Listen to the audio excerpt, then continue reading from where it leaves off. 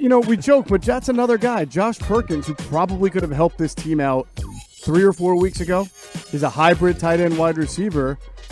He catches passes. Last year, he was thrown into that position, and he caught passes. Let me just say this real quick. I feel like, before we get to Adam Caplan, That's my job.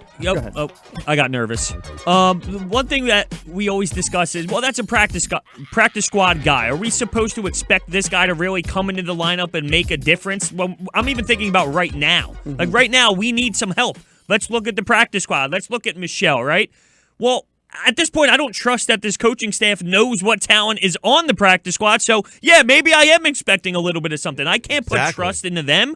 Why would I trust them? Well, that is an excellent question that we will bring in Adam Caplan from Inside the Birds, my broadcast partner, to answer. See how that works? Yeah, I take what you say and parlay it into Adam Caplan. It's like you know what you're doing out here. I've done it once or twice. I'm just here so I don't get fined. Adam, what's going on, bro?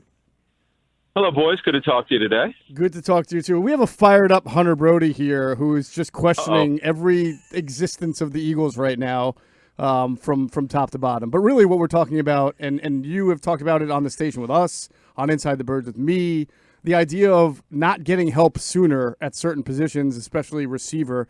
Josh Perkins, Hunter just brought him up. He's a guy who last year was on the team. He knows the system. He's familiar with it. Made a few plays the other night, which is already more plays than Mac Hollins made in about 6 weeks. And it's just another guy that makes you wonder why they didn't maybe turn to him a little bit earlier when the wide receiver position really started to spiral downward. Right, and by the way, it's actually a front office decision. It's really not Doug Pederson's decision. He doesn't control the roster. So Roseman and Andy Weidel really should have done this earlier with Josh Perkins. Not that, look, he's too slow to be a wide receiver. I'm told that's why he moved to tight end. Mm-hmm. He's a tall receiver that doesn't run well enough. So he's sort of a tweener. No, take a number. But he knows the system. Right, well, but he knows the system. Right. And he's there. And, he runs in the 4.7s. He's not a speed guy. I kind of checked into his background just to get a better feel for what he can bring. But he's tall. He's got size. And you know what?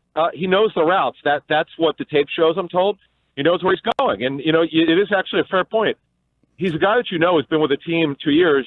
You've used him as a receiver last year when Mike Wallace got hurt. Well, why don't you do that? So they're doing it now. They decided not to go, and we knew this was going to happen. They weren't going to sign Jordan Matthews. The Niners signed him for the reasons I have no idea, other than they have a couple guys they just put out Marquise Goodwin on IR. But Jordan Matthews, I don't think can play anymore. Based on talking to the Eagles, he just can't run. Not that he was ever fast, but he just can't get open. So I think what they're going to do, guys, is sign one receiver off the practice squad and go with Josh Perkins again as a flex tight end / wide receiver. If they sign a receiver from the practice squad, Adam, give me the guy that we've been talking about that's most likely is to get signed.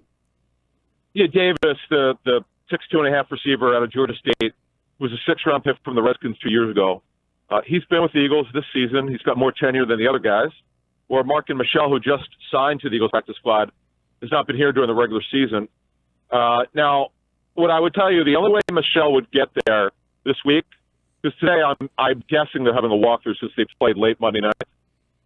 My guess is that unless he just blows it out over 2 practices, it's going to be Davis, who they sign off the practice squad, to be their 4th receiver. Actually, could be their 3rd. We right now not 100% sure who's going to dress other than Greg Ward. We do know Alshon Jeffrey's not going to return, and they're just going to have to deal with this. But I'll be very interested to see, guys, what kind of changes that Mike Rowe and Doug Pederson going forward now have with Alshon Jeffrey. Do they become more of a run team, using 2 tight ends, going 12 personnel, the whole game? I know. We heard everything until A. Yeah, but Ryan, we actually I brought it up to Jeff on our show today. We posted it this morning. We actually talked about that. Where do they go now without Alshon Jeffrey? Do they start changing it up? It's going to be interesting to see what they do.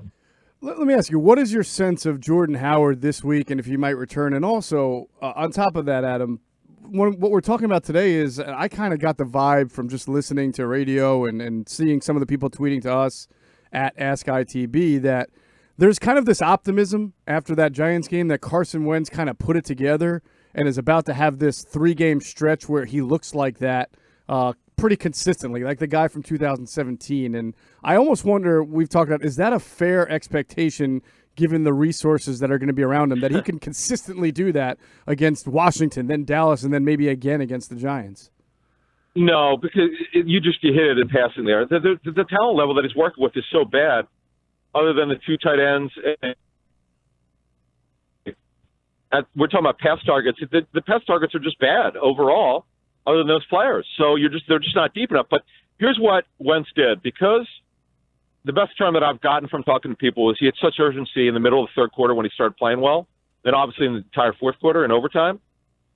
The hope is that he goes caution to the wind, shows more trust in those pass targets, and stops worrying about them getting open. Throw them open. It's your job to do that. If they don't catch, they don't catch it.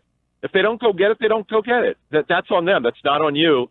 And the coaches will get on those players. You're not a coach. It's your job to throw the football. That's the hump, Jeff, that he needs to get over that's not been talked about enough. You and I have talked about it on our show, but that talk radio needs to understand. The quarterback's job is to throw these guys open. And boy, did he do that. The tape showed, I'm told, that it's the first time in several weeks that he actually really did that. Yeah, and that's something we've been talking about on this show as well, Adam, when you join us, and even just throughout other segments over the last couple weeks. But Boston Scott, all right, 128 total yards from scrimmage.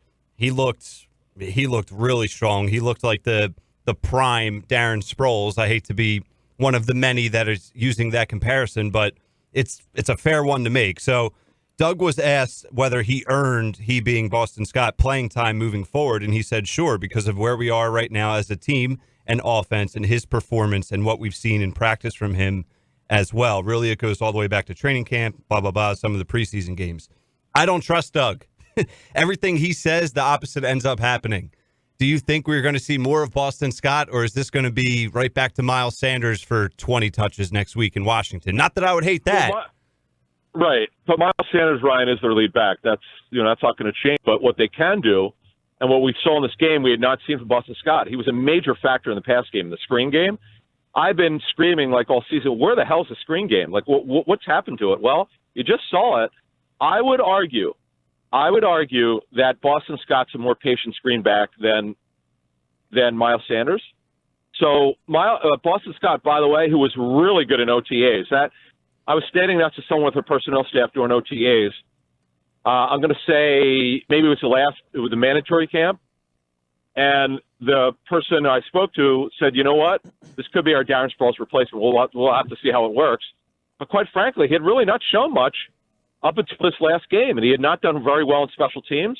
But I think to answer your question, Ryan, I think Doug Pederson's at the point now where not only is Boston Scott, as of now, with Jordan Howard still unlikely to play this week, he's got to be the number 2 running back.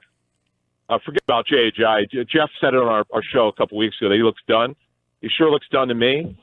So they've got to get him involved. So to finish this off, I expect, unless they're behind, which, by the way, could happen against Washington. They've got a much better defense. I'm expecting 7 to 10 touches from this kid. How concerned should the Eagles be if Lane Johnson can't go on Sunday? Well, right now it's highly doubtful.